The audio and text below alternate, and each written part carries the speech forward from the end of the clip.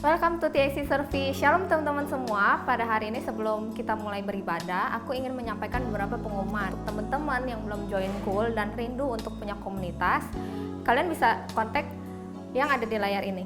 Untuk teman-teman yang rindu untuk memberikan persembahan diakonia dan perpuluhan, kalian bisa transfer ke rekening ada di sini. Jangan lupa untuk follow Instagram TAC di @gamecc.tac. Selamat beribadah teman-teman semua. God bless you.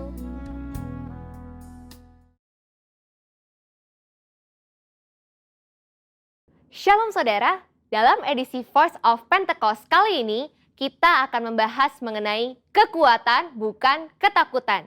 Dalam penelitian Northwestern Medicine mengidentifikasi bahwa amigdala merupakan bagian otak yang sangat berperan dalam proses ketakutan. Saat seseorang dihadapkan rasa takut, amigdala akan membangunkan sistem saraf di otak kita untuk memberi respon fight or flight. Respon inilah yang membuat kita waspada terhadap ancaman, di mana kita akan bersiap melawan bahaya yang membuat ketakutan atau melarikan diri dari ancaman tersebut. Dengan kata lain, paparan ketakutan sangat penting untuk mengembangkan daya tahan kita yang memungkinkan kita mampu mengatasi situasi yang tidak terduga. Pandemi COVID-19 adalah situasi yang penuh dengan ketidakpastian. Sehingga tidak heran jika kita akan menemukan kesulitan melewati masa-masa ini. Tapi ingat, segala sesuatu yang terjadi di dunia ini pasti atas seizin Tuhan.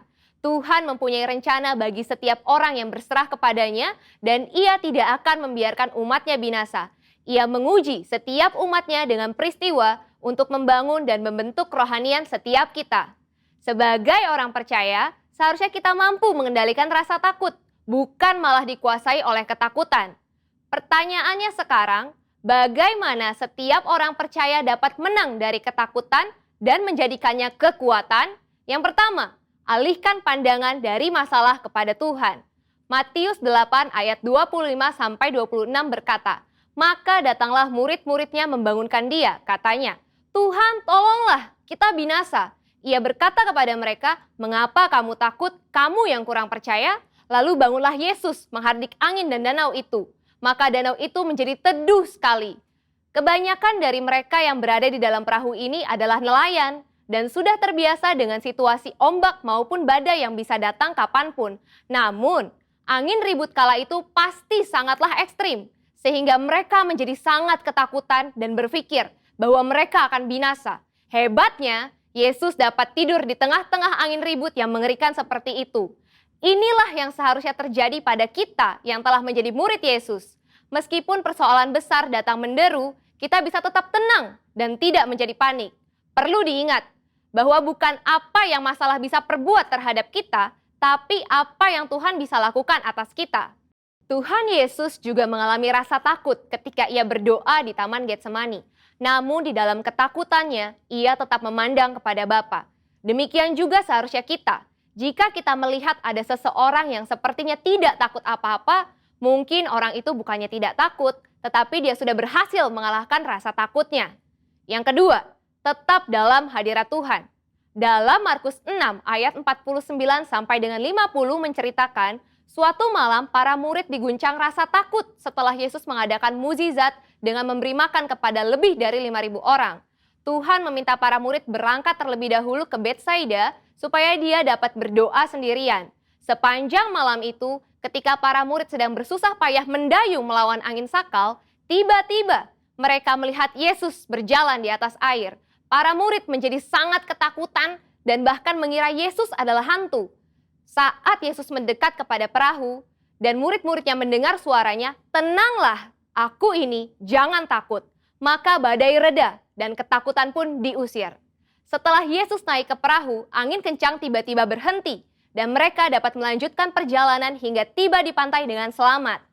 Ketika Tuhan hadir dalam hidup setiap orang percaya, maka semua badai hidup yang membuat ketakutan akan diubah menjadi damai sejahtera dan kekuatan.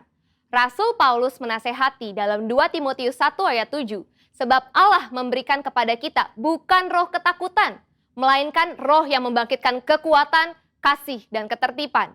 Dari ayat ini, kita belajar bahwa Roh Kudus memberikan kita damai sejahtera dan mengusir roh ketakutan di dalam setiap orang percaya yang tetap tinggal di dalam hadirat Tuhan. Yang ketiga, melangkah maju bersama Tuhan. Pemazmur menulis, Tuhan menetapkan langkah-langkah orang yang hidupnya berkenan kepadanya. Mazmur tersebut selanjutnya memberikan gambaran indah tentang pemeliharaan Allah yang setia atas siapapun yang mau berjalan bersamanya. Taurat Allahnya ada di dalam hatinya, langkah-langkahnya tidak goyah. Melangkah maju bersama Tuhan menunjukkan bahwa tanpa Tuhan seseorang tidak dapat berbuat apa-apa. Melangkah maju bersama Tuhan mempunyai implikasi bahwa Tuhan terlibat dalam semua aspek kehidupan. Ia yang memegang kendali penuh atas kehidupan kita. Bila kita selalu melibatkan Tuhan dalam keseharian kita, maka kita akan semakin kuat dan apa saja yang kita kerjakan pasti berhasil. Kesadaran akan penyertaan Tuhan akan memberikan rasa aman dan damai sejahtera yang akan menghilangkan segala ketakutan. Sebagai manusia, wajar bila kita mengalami ketakutan, tapi jangan sampai kita dikuasai oleh ketakutan tersebut. Sebab kita bisa mengubah ketakutan menjadi kekuatan, yaitu dengan cara fokus kepada Tuhan, bukan kepada masalah. Sehingga kita bisa tetap tinggal di dalam hadirat Tuhan dan mampu melangkah maju, karena Tuhan ada beserta kita. Saudara, untuk penjelasan lebih lengkapnya dari tim teologi kami, jangan lupa buka link yang ada di atas atau scan QR Code yang tersedia. Salam integritas, Tuhan Yesus memberkati.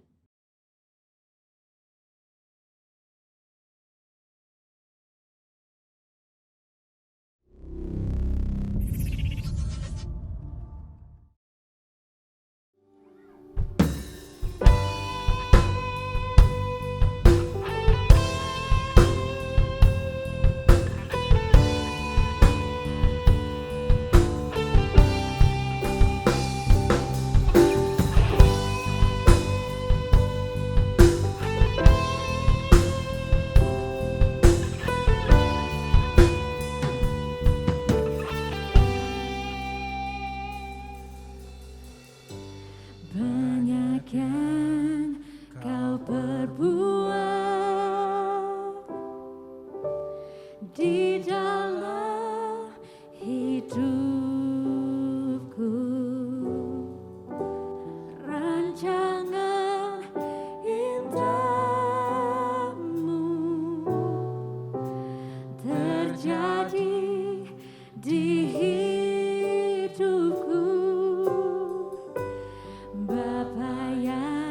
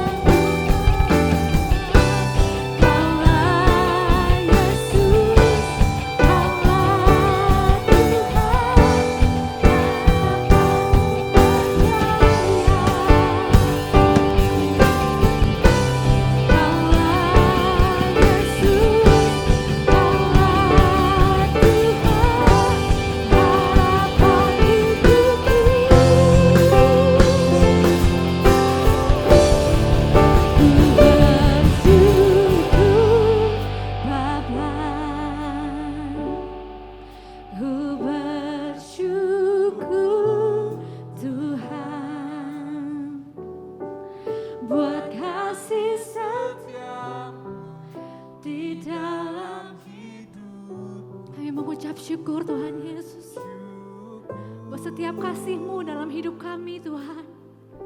Engkau sungguh indah Tuhan Yesus.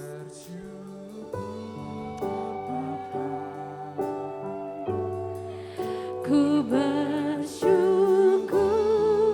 Tuhan buat kasih setiamu di dalam hidupku. Ku bersyukur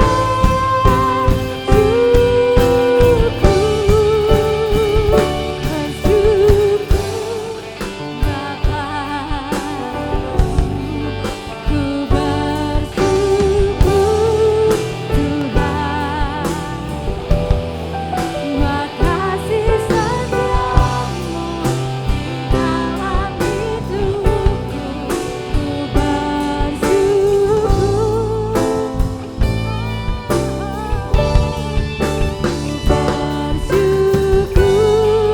Bapa. Ku bersyukur Tuhan buat kasih setiamu di dalam hidupku. Ku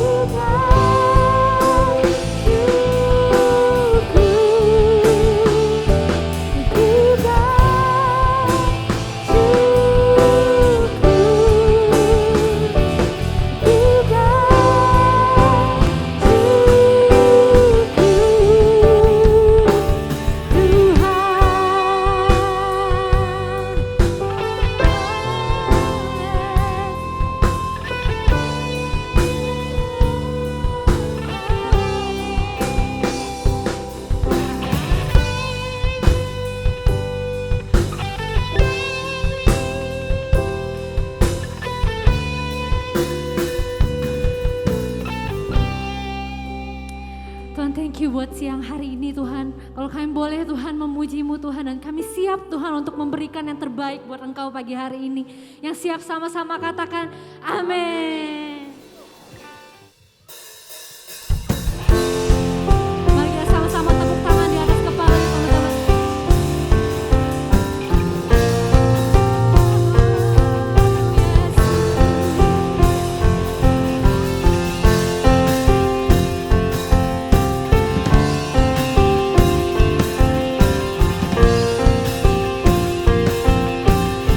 Sama-sama katakan, telah terbayang kebesaran-Mu dan tak terbanding kekuatan-Mu Tuhan. Kau megah bagiku segenap jiwa dan pengharapan telah ku serahkan untuk rencana-Mu Tuhan. Kau Raja atasku. Yuk sama-sama angkat tangan kita. Kau yang layak ditinggikan. Siap loncat buat Tuhan, amin. Oh, angkat Tuhan aku.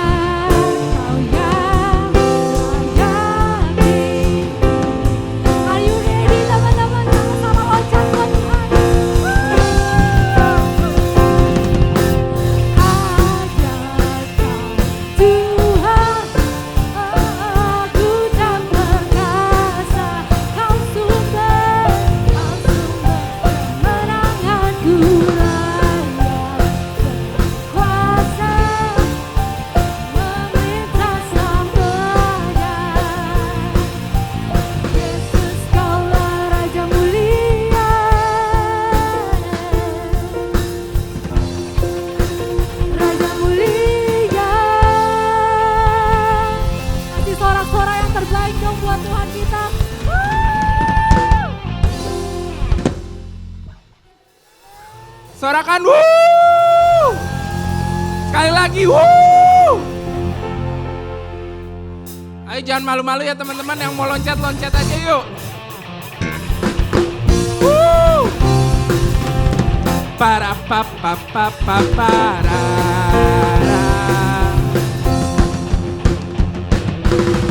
Bersorak-sorai muliakan namanya, dia berperang ganti kita. Bertepuk tangan muliakan namanya, keselamatan jiwa kita. Satu-satunya penebus, kalahkan maut, bangkit dan hidup. Wow. Tuhan yang memberi kemenangan bersama kita, di dalam kita. Masuk dalam kemuliaannya, dia perlindungan dan pengharapan. Para pa pa pa pa para. Para pa pa pa pa para. Bersorak-sorai muliakan namanya, bersamakan kami kita. Bertepuk tangan muliakan namanya, keselamatan jiwa kita. Mari sama-sama kita katakan, satu-satunya penebus, kalahkan maut, bangkit dan hidup.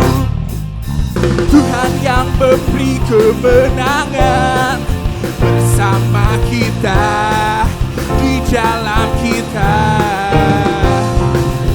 Masuk dalam kemuliaannya, dia perlindungan dan pengharapan. Katakan Yesus.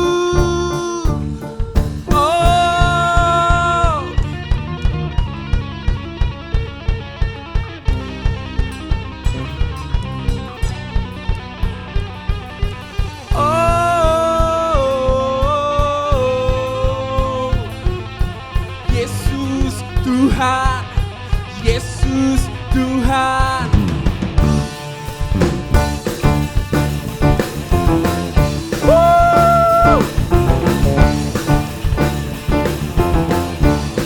Mari kita sama-sama nyanyikan. Param pam pam pam pam para. Param pam pam pam pam para. Param pam pam pam pam pam. Param pam pam pam pam pam. Param pam pam pam pam pam.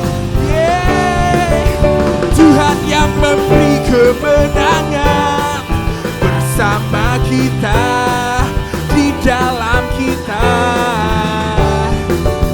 Masuk dalam kemuliaannya, dia perlindungan dan pengharapan. Tuhan yang memberi kemenangan bersama kita, di dalam kita. Masuk dalam kemuliaannya, dia perlindungan dan pengharapan. Dia perlindungan dan pengharapan. Dia perlindungan dan pengharapan. Para pa pa pa pa para.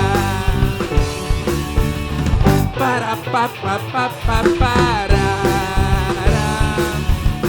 Para pa pa pa pa pa.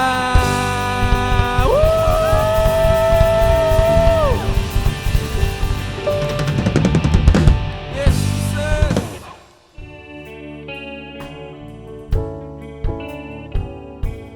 Sepertimu sayang haus, rindu aliran sungaimu.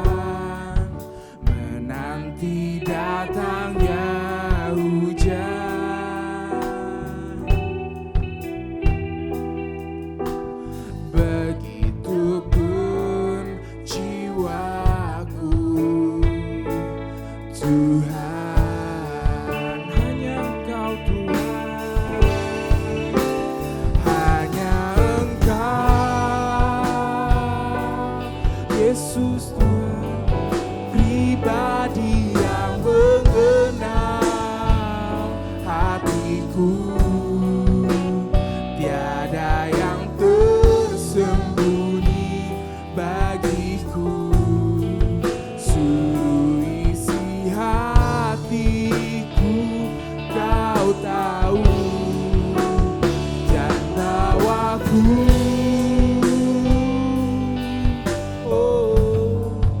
untuk lebih dekat lagi padamu. Tinggal dalam indahnya dekapan kasih-Ku.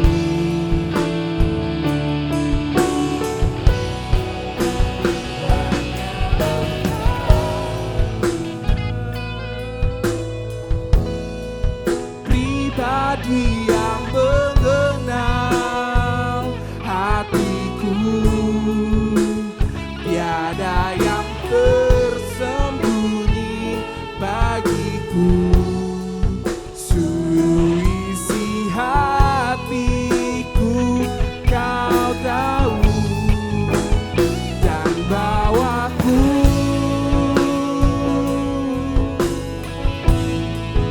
untuk lebih dekat lagi padamu. Tinggal dalam indahnya dekapan kasih-Mu. Hanya Engkau Tuhan, hanya Engkau.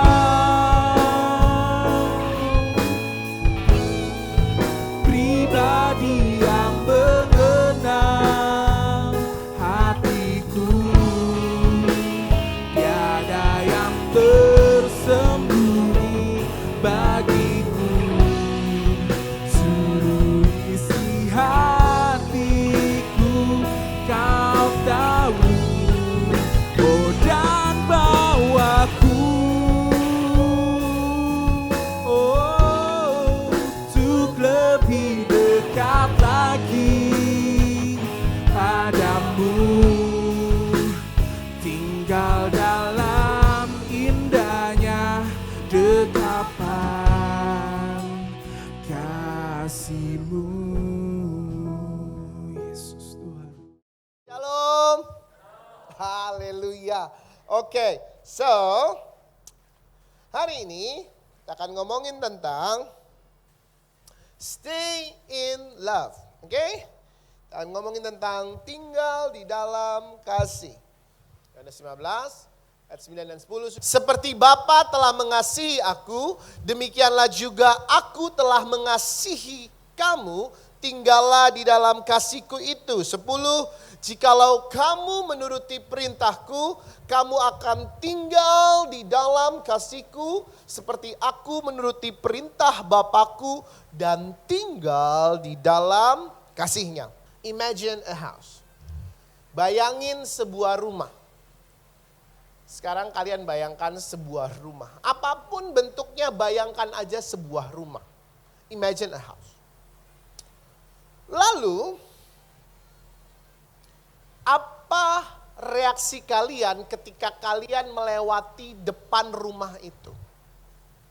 Apa reaksi kalian ketika kalian melintasi sebuah rumah yang ditinggali oleh seseorang? Kalau kalian jalan ke daerah Pondok Indah, teman-teman, oke? Kalau you jalan di daerah Pondok Indah, and then kalian ngelihat satu rumah, kalian pasti tahu orang yang tinggal di rumah itu pasti tanpa mendiskreditkan segala jenis pekerjaan, tetapi pasti dia bukan seorang pemulung. Yang setuju bilang amin. Setuju ya? Setuju ya? Kalau kalian jalan di Pondok Indah, kalian pasti tahu betul bahwa orang yang tinggal di rumah itu kerjaannya pasti bukan pemulung. So, the house that we are staying in tell the world who you are. Kalian ngerti? Rumah tempat di mana kita tinggal itu kasih tahu ke dunia siapa kita. Kenapa? Karena itu selalu jadi kesan pertama. Iklan Aks bilang begini, Kalian tahu parfum Axe ya? Iklannya bilang begini, tagline-nya gini. Kesan pertama begitu menggoda, selanjutnya terserah Anda. Jadi kesan pertama itu selalu dari tampilan luar. Banyak pengkhotbah bilang gini, tampilan luar tuh gak penting, yang penting dalam hati. Bentar dulu. Kamu jatuh cinta sama mukanya, bukan sama hatinya. Ntar baru pas pacaran baru ketahuan tuh, ternyata tukang bohong, ternyata tukang selingkuh, baru tuh ketahuan, yes. Tapi kan pertama kali kan kamu cinta sama mukanya. Mukanya mirip banget sama Jungkook BTS. Gak mungkin kamu gak jatuh cinta. Mukanya mirip banget sama, saya lagi nonton drama Korea judulnya Law School. Kim Bum, is it Kim Bum? Kim Bum ya, mukanya mirip banget sama Kim Bum. Ya maksudnya kamu gak mungkin jatuh cinta sama hatinya dulu, enggak. Sama mukanya. Atau sama mobilnya. Atau sama setelannya. Kesan pertama itu selalu tampilan luar, teman-teman. Let me tell you something. Kalau kamu bilang hari ini kamu tinggal di dalam kasih, tampilan luarnya itu juga penting. Kak James gak bilang tampilan dalam gak penting. Saya mau bilang gini, tampilan luar itu penting. Apa yang pertama kali dunia lihat ketika melihat kehidupan kamu? Apakah mereka ketika melihat kehidupan kamu, mereka tahu, oh ini anak-anak TAC yang tinggal di dalam kasih. Yang tinggalnya di sebuah rumah yang namanya kasih. Kalau kamu jalan ke Pondok Indah, kamu gak mungkin mikir bahwa orang yang tinggal di rumah itu kelaparan, bukan? Kalau kamu jalan ke Pondok Indah, kamu gak akan mikir bahwa orang yang tinggal di rumah itu butuh patungan buat beli pizza yang 1 meter itu. Berapa? 1 meter ya? 1 meter. Gak perlu teman-teman, dia gak perlu patungan. Oke? Kamu gak mungkin mikir kan, kalau kamu jalan di depan rumah Pondok Indah, orang yang tinggal di rumah itu adalah orang yang sering ngetap di e-tol, ngetap e-tolnya di e-tol lalu tulisannya saldo gak cukup. Gak mungkin teman-teman. Kenapa? Karena rumah selalu menceritakan siapa yang tinggal di dalam. Apakah kehidupan kalian menceritakan siapa yang tinggal di dalam sini? Apakah kalian dalam hidup ini ketika kalian berlaku, ketika kalian ketemu sama orang, ketika orang pertama kali ngelihat anak-anak TAC, yang pertama kali muncul adalah ini adalah anak-anak muda yang tinggal di dalam kasih.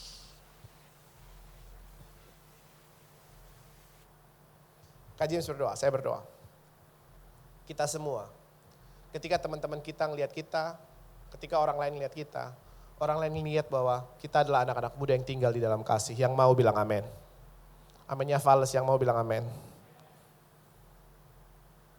Tuhan Yesus bilang gini, kalau kamu tinggal di dalam kasih, bukti awalnya, tanda awalnya, Yohanes 15 ayat 10, jikalau kamu menuruti perintahku, kamu akan tinggal di dalam kasihku.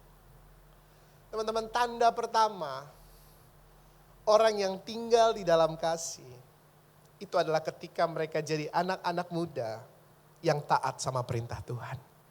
Anak-anak muda yang tinggal di dalam kasih adalah anak-anak muda yang mau sungguh-sungguh dengar sama apa katanya Tuhan.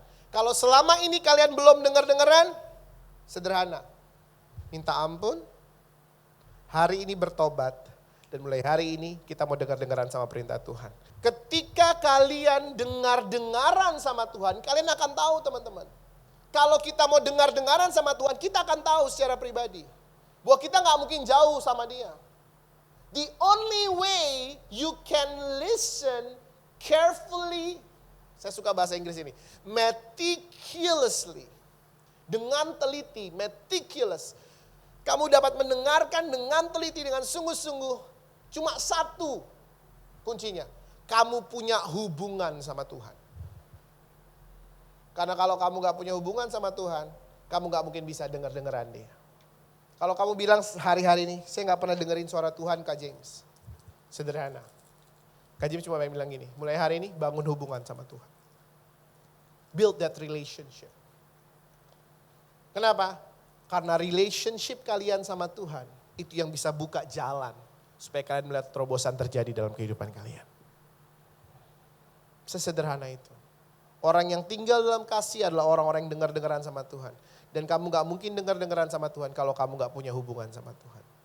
Miliki hubungan sama Tuhan. Kenali isi hatinya. Kalian kan gak mungkin tahu kan isi hati tetangga sebelah kalian, gak mungkin. Tapi kalian bisa tahu kalau papi kalian di rumah udah kedipin mata 3 kali artinya apa. Tanpa perlu ngomong kok. Kenapa? Karena kalian punya hubungan. Because you have that relationship with your father. Tapi sama tetangga sebelah, gak punya. Kalian ngerti apa yang saya maksud? Teman-teman ngerti? Once you have that relationship, kamu bisa ngerti perintahnya. Dan hanya ketika kamu ngerti perintahnya, kamu dapat berjalan dan tinggal di dalam kasih Tuhan. Yang kedua, ketika kamu tinggal di dalam kasih Tuhan, Kak James tadi bilang, imagine a house. Yang paling pertama intinya adalah kamu punya hubungan sama Tuhan. You have that relationship with God. Yang kedua, teman-teman.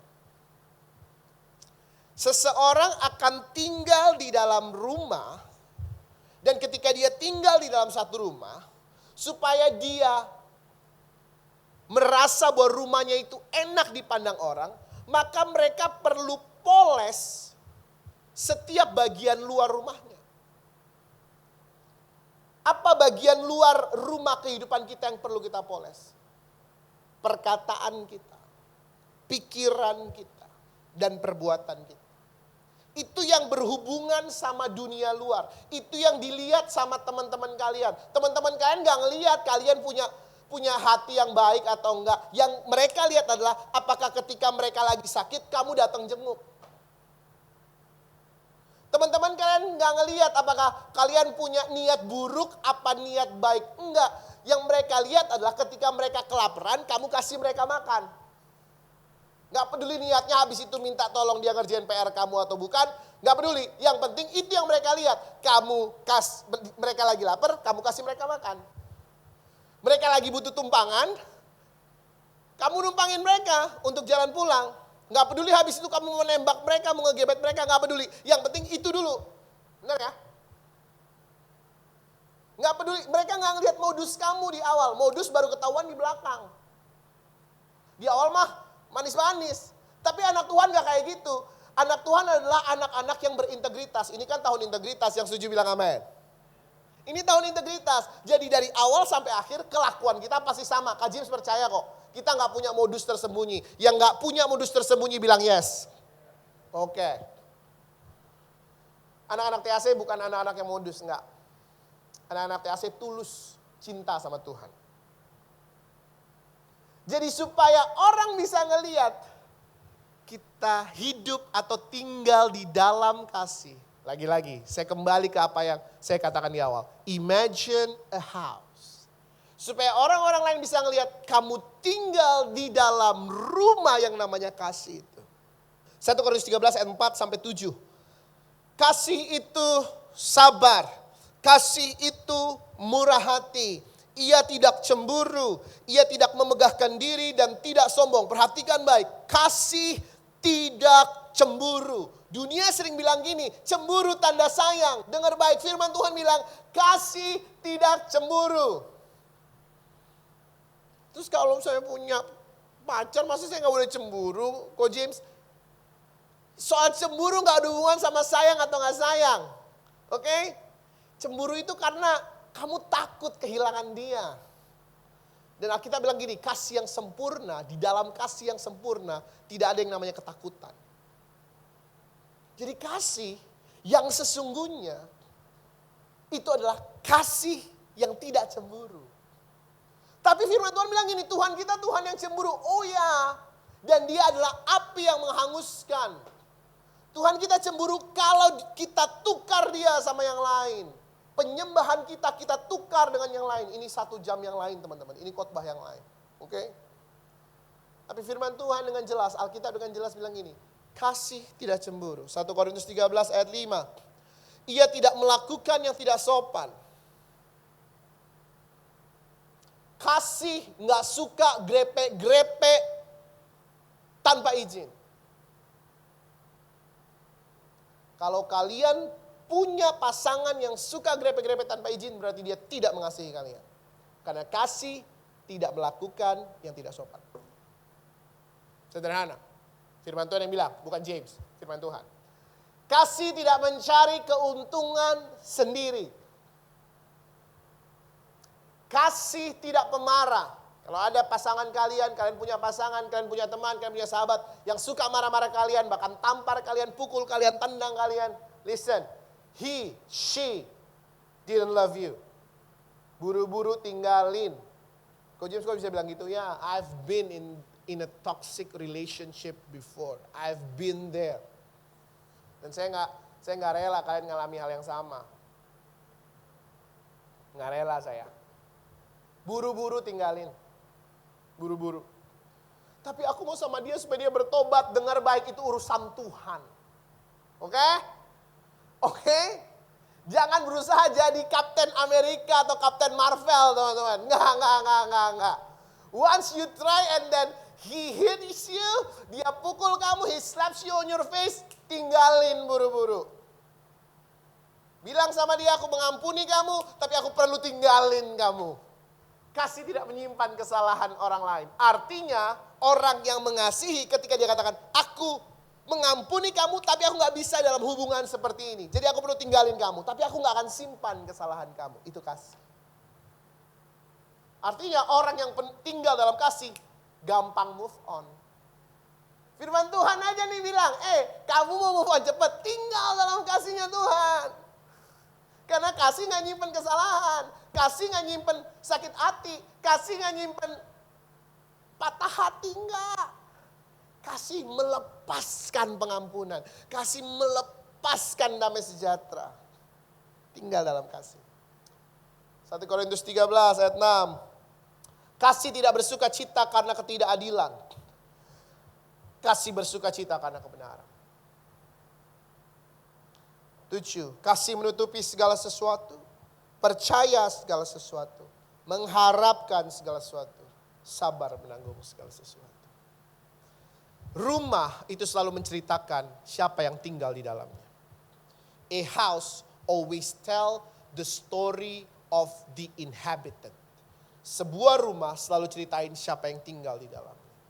Kalau kamu bilang, aku tinggal di dalam rumah yang namanya kasih, maka seharusnya kehidupanmu itu menceritakan tentang kasih. Kehidupanmu yang dipenuhi dengan kesabaran. Kehidupanmu yang dipenuhi dengan kemurahan hati. Kehidupanmu yang dipenuhi dengan tidak cemburu. Kehidupanmu yang dipenuhi dengan segala perkara yang sopan, bukan yang tidak sopan. Kehidupanmu yang tidak menyimpan dendam, tidak menyimpan amarah. Kehidupanmu yang sanggup mengampuni. Itu yang orang lihat, teman-teman.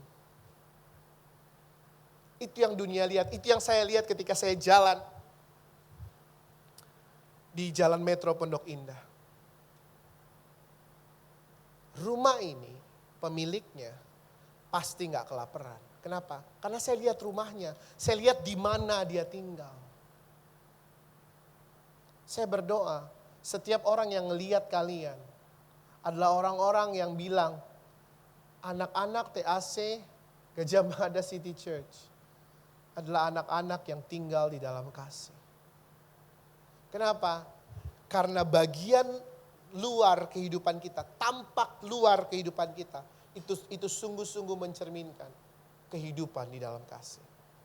Yang di rumah, ketika kehidupan kalian adalah kehidupan yang dalam kasih, please perhatikan cara kita berpikir, cara kita berkata-kata, dan cara kita berperilaku. Pikiran, perkataan, perbuatan kita, itu semua harus sesuai dengan apa yang firman Tuhan katakan tentang kasih. Yang orang dunia lihat, bukan seberapa rajin kamu baca Alkitab, bukan. Yang orang dunia lihat adalah seberapa sabar kamu menanggung ketika orang lain memfitnah kamu tanpa alasan. Yang orang dunia lihat bukan seberapa lama kamu berdoa di ruang doamu. Enggak. Yang orang dunia lihat di dalam kehidupanmu adalah ketika kamu jadi anak-anak muda yang gak gampang nyimpen kesalahan orang lain.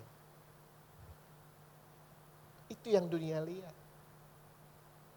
Kita kan mau jadi berkat buat dunia. Menuai Gajah Mada adalah orang-orang Gajah Mada. Yang Tuhan mau pakai untuk menjadikan Gajah Mada dipenuhi kemuliaan Tuhan. Ya kalian-kalian ini. Kok James mah cuma jadi alat buat perlengkapin kalian. Yang Tuhan mau pakai untuk menangin Gajah Mada ya kalian ini. Lihat kehidupan kalian yang dipenuhi kasih. Lihat kehidupan kalian yang dipenuhi kesabaran. Lihat kehidupan kalian yang dipenuhi dengan sukacita bukan dengan amarah. Dikit-dikit marah, dikit-dikit marah. Itu mah gak dipenuhi kasih sayang. Gojek ngelek marah. Grab ngelek marah. Lagi main Mobile Legend tahu-tahu ngelek marah.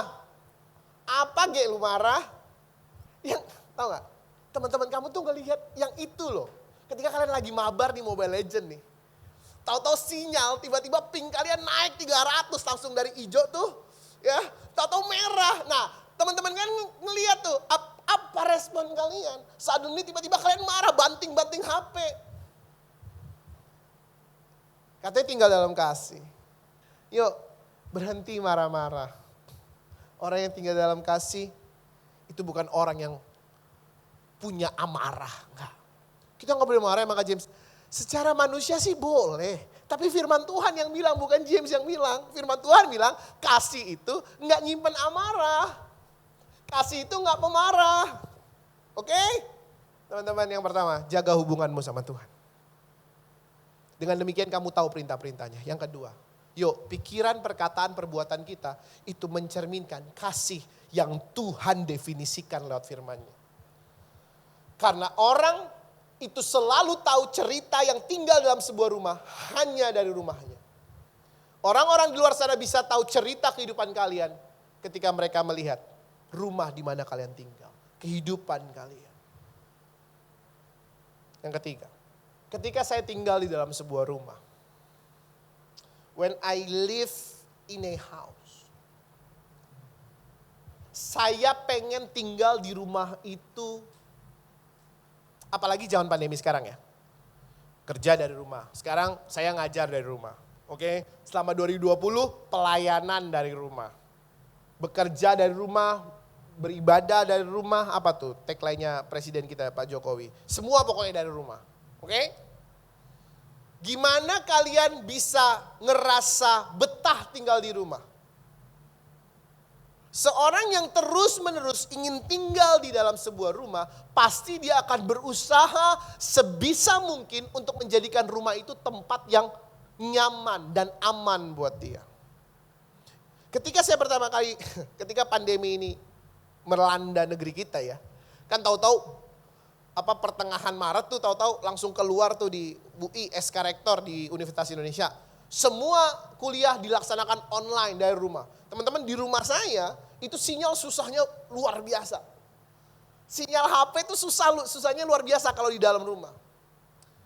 Jadi apa yang harus saya lakukan supaya saya bisa memaksimalkan pekerjaan saya di rumah? Saya mesti cari tahu apa yang kurang di dalam rumah saya.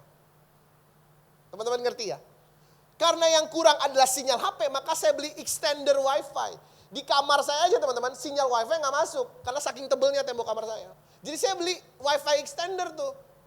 Supaya di kamar saya, di ruang kerja saya, sinyal wifi-nya bisa masuk sempurna. Dan kalau Zoom meeting sama mahasiswa, kuliah via Zoom, itu nggak keganggu. Jadi saya betah ngajar di rumah.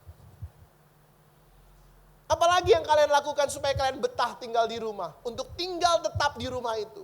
Kalian bersih-bersih rumah dong setiap hari, benar gak? Rumah itu mesti dibersihin, rumah itu mesti dibuat nyaman. Sekarang pertanyaan saya. Seberapa betah kamu tinggal di dalam kasih? Seseorang hanya bisa betah tinggal di satu tempat. Kalau mereka klik sama tempat itu. Kalau kamu bilang kamu mau tinggal di dalam kasih, Tapi kamu gak bisa klik sama kasih. Kamu gak bisa nempel sama kasih. Kamu gak bakal betah di dalamnya. Gimana sih supaya kita bisa betah? Gembala sidang, gembala pembina kita, mungkin kita panggilnya Opa ya. Opa Niko Nyotor Harjo selalu bilang ini. Miliki kerinduan untuk intim sama Tuhan. Miliki rasa haus dan lapar akan Tuhan setiap saat, teman-teman. Miliki kerinduan untuk terus menerus tahu isi hatinya. Supaya kita betah tinggal di dalam rumah itu. 1 Yohanes 4 ayat 8, barang siapa tidak mengasihi, ia tidak mengenal Allah sebab Allah adalah kasih. Kalau kamu gak rindu sama Tuhan, kamu gak mungkin betah tinggal di dalam kasih. Kenapa? Karena Allah adalah kasih. Ko James berdoa siang ini. Kita pulang, kita mau jadi orang-orang yang dengar-dengar. Kita mau jadi anak-anak muda yang pikiran, perkataan, perbuatannya itu seturut dengan apa yang firman Tuhan katakan. Definisi firman Tuhan tentang kasih. Bukan definisinya Hollywood tentang kasih, bukan definisinya Bollywood, bukan definisinya JBTC, SBS, TVN, bukan. Tapi definisinya firman Tuhan tentang kasih. Oke? Pikiran, perkataan, perbuatan kita itu melakukan atau memanifestasikan definisi firman Tuhan tentang kasih. Tapi yang ketiga yang paling penting, supaya kita betah tinggal di rumah itu. Jangan cuma tinggal dalam kasih, satu kali tinggal, kemudian besok kamu keluar. Enggak, itu bukan tempat tinggal, itu hotel. Itu bukan tempat tinggal, itu losmen, teman-teman. Itu bukan tempat tinggal, itu oyo, itu airy. Oke? Tapi kalau kamu bicara tentang tinggal di dalam kasih, itu bicara tentang continuation. Terus menerus tinggal. Karena itu rumah. Kak James berdoa. Yang ketiga, kalian punya kerinduan itu. Dan doa Kak James sama seperti doa Paulus. Boleh ayat terakhir. Efesus 3, 18, 19. Ini doa Kak James buat kalian semua yang ada di TAC Gajah Mada. Aku berdoa supaya kamu bersama dengan segala orang-orang kudus dapat memahami betapa lebarnya, betapa panjangnya, betapa tingginya, betapa dalamnya kasih Kristus. 19. Dan dapat mengenal kasih itu sekalipun ia melampaui segala pengetahuan. Aku berdoa supaya kamu dipenuhi dalam seluruh kepenuhan Allah. Listen to me. Balik ke 18 boleh? Aku berdoa supaya seluruh pemimpin, pengerja, anak-anak TAC, GMCC Jakarta memahami betapa lebarnya, betapa panjangnya, betapa tingginya, betapa dalamnya kasih Kristus. Listen.